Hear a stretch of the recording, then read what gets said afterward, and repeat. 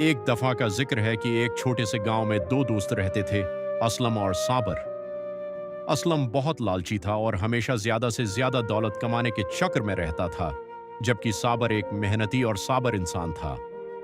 एक दिन दोनों जंगल से गुजर रहे थे कि उन्हें एक कदीम दरख्त के नीचे एक पुराना संदूक मिला।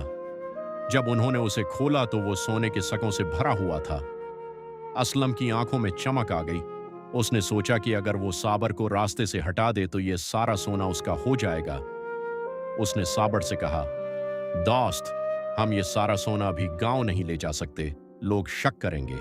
चलो उसे यहीं छिपा देते हैं और कल आकर ले जाएंगे। साबर मान गया, लेकिन असलम के दिल में कुछ और ही चल रहा था। रात को असलम चुपके से जंगल गया और सारा सोना निकालकर एक गड्ढे में छिपा दिया और खाली संदूक वहीं दफन कर दिया। अगले दिन जब वो दोनों वहां पहुंचे तो संदूक खाली देखकर असलम ने ड्रामा शुरू कर दिया और साबर पर चोरी का इल्जाम लगा दिया। मामला गांव के काजी साहब तक पहुंच गया। काजी साहब बहुत समझदार थे। वो समझ गए कि दाल में कुछ काला है। काजी साहब ने कहा, उस संदूक की गवाही वो दरख्त देगा जहां ये मिला था।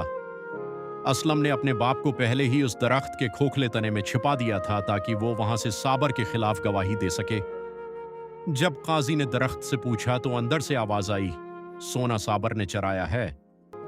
सब हैरान रह गए, लेकिन काजी साहब को शक हुआ। उन्होंने हुक्म दिया कि इस दरख्त को आग लगा दी जाए। आग लगते ही असलम का बाप चीखता हुआ बाहर निकला और सारा सच अगल दिया। असलम की चालाकी उस पर भारी पड़ गई। उसे सजा हुई और सारा सोना गरीबों में तकसीम कर दिया गया। साबर को उसकी ईमानदारी का इनाम मिला।